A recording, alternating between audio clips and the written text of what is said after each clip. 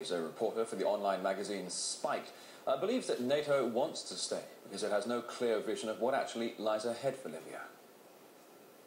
Fundamentally, with the transitional government that's been put in place, what you have here is a government that's been cherry-picked by the West. These are people that aren't elected. They also need to try and win the debate with the Libyan people about why they're, in any way, more legitimate rulers than Gaddafi. So I wouldn't say this is in any way a revolution. The Western governments basically bombing a path and kind of a ragbag of rebels then filling the vacuum that, left by Gaddafi isn't in any way what I would term a revolution.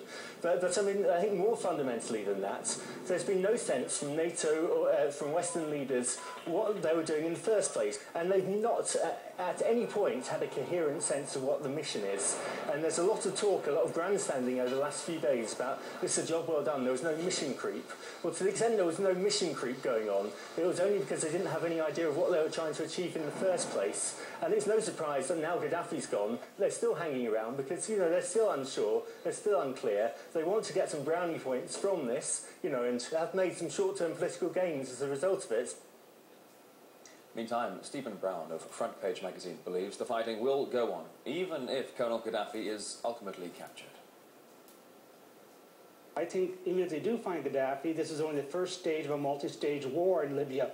Now the tribes are going to fight each other over the oil revenues, or the Islamists are going to start fighting the National Transition Council. They already assassinated the head of the military. I think that's just the beginning of the problems. This is really a tribal fight.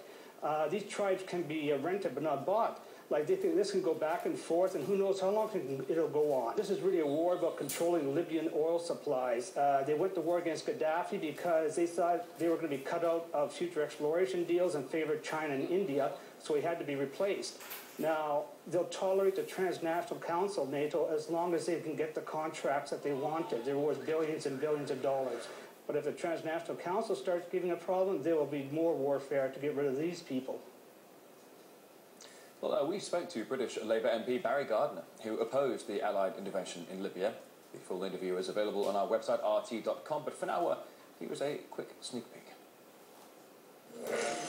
It was very clear in the original UN resolution. It was very clear when our Prime Minister spoke in Parliament here that there would be no occupation force.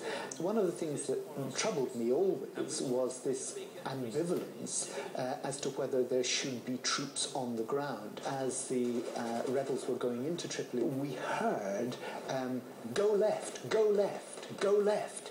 These instructions being yelled out by what were obviously British soldiers, British personnel, who were leading that advance group.